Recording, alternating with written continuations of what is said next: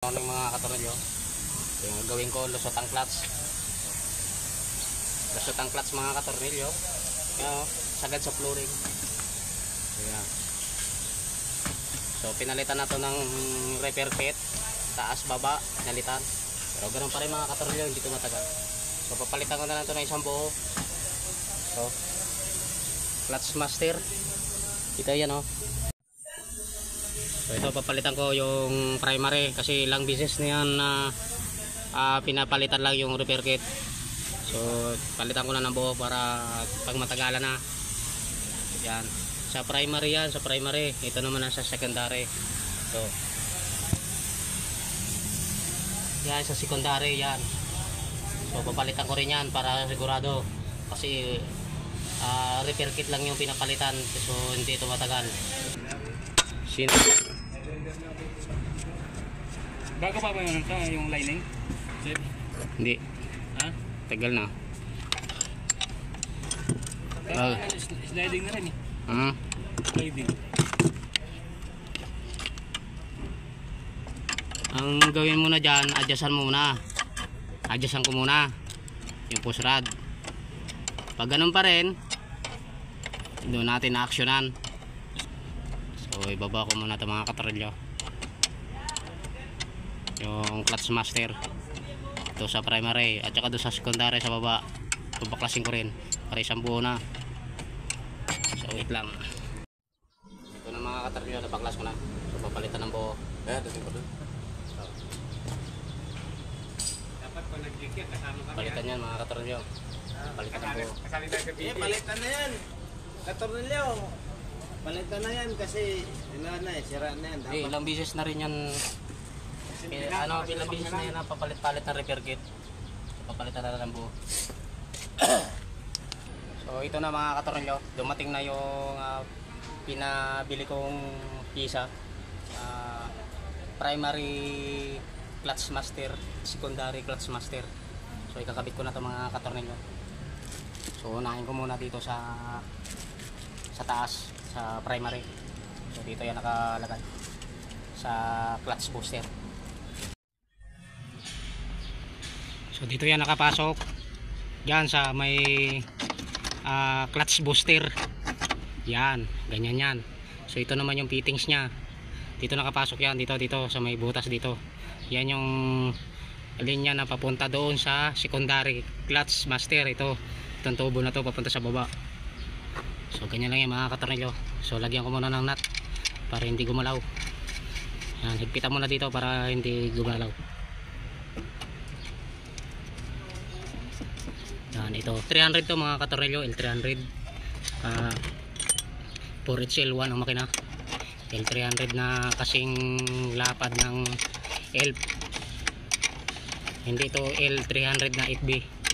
L300 na 4HL1. Isuzu 4HL1.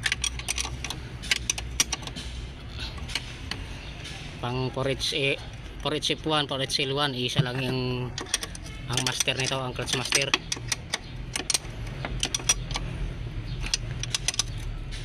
So yan mga katornilyo, so bubombahin na lang yan itong clutch pedal para lumabas dito yung fluid, yung hangin dito sa may butas dito.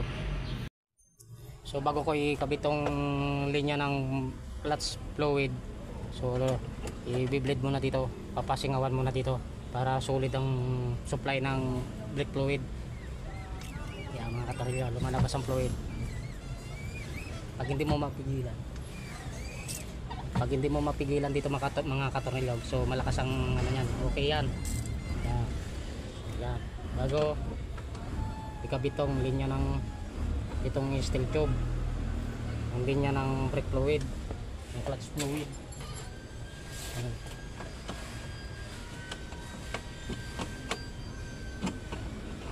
So dandahan.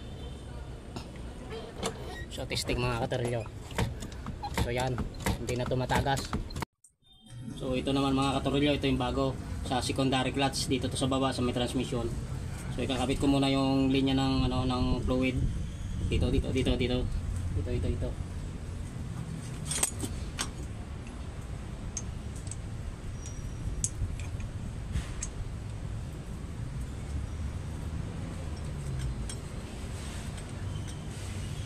Dito lang magkabit niya mga katorilyo. Mga pang-elf. Iisa lang yan.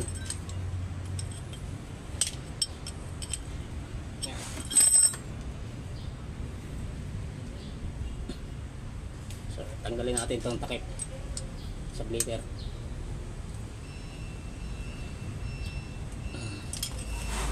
Kailangan na ito-tornilyo to dito. So, ito na yung push rod niya ito. Yung push rod niya ito.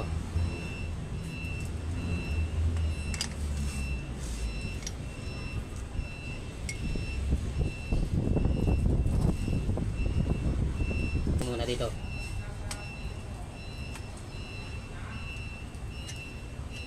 Yan.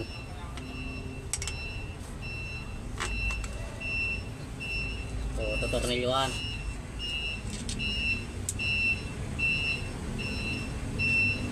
Ito rin sa kabila. Sa baba. Balik dalawang tornilyo.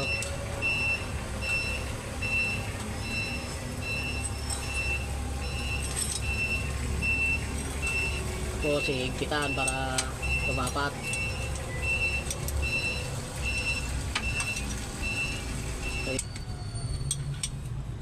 Kaya maigpit na. So higpitan ko pa to baka tumagas. Yan. Tapos ito ito yung push rod papaiksian ko, masyadong matukod haba, papaiklian kasi nagre-reklamo yung driver.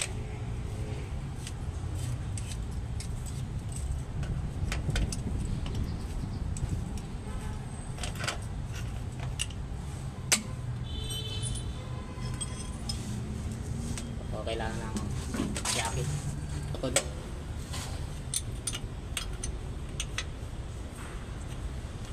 Nag-i-slide kasi tukod.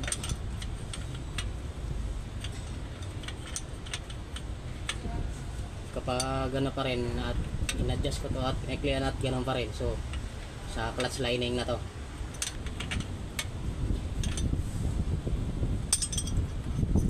So yan mga katorilyo, yan muna. So mamaya ko na lang ilalak. Papaanda rin ko.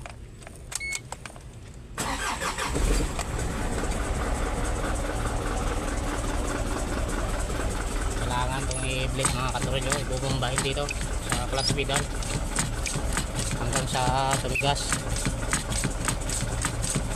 hanggang bumaba yung fluid. So kailangan bombahin dito mga katorilyo. Yan o. Yan. So medyo matigas na, so kailangan i-blade. So bubuksan ko yung blader dun sa baba sa secondary. Yan. Wala na akong kasamang magbomba, mag-blade. So papasingawan ko na lang doon para lumabas ang hangin. Kasi uwian na mga katorilyo, alas 5 na. Wait lang mga katorilyo. Papasingawan ko na lang dito mga katorilyo habang bubombahin ko doon. So ito yung blader nya.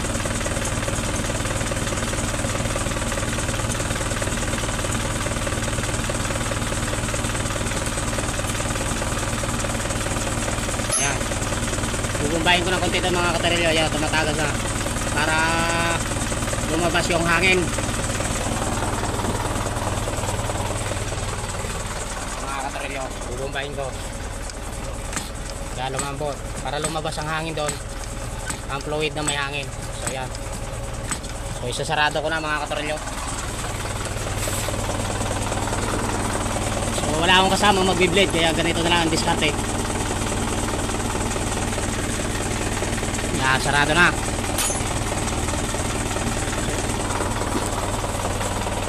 Bumbahin ko dito mga katorilyo. Yan. So yan mga katorilyo, matigas na. Yan, matigas na. So ganyan lang mga katorilyo pag ganahin ng clutch. So minor lang na minor lang na trouble to ng clutch. So madali lang gumawa ng clutch. Yan. So okay na yan mga katorilyo. So yan, L300 to mga katorilyo, L300 Isuzu 4HL1 na makina. So yan mga katorilyo. So apakan kong clutch. kakambyo.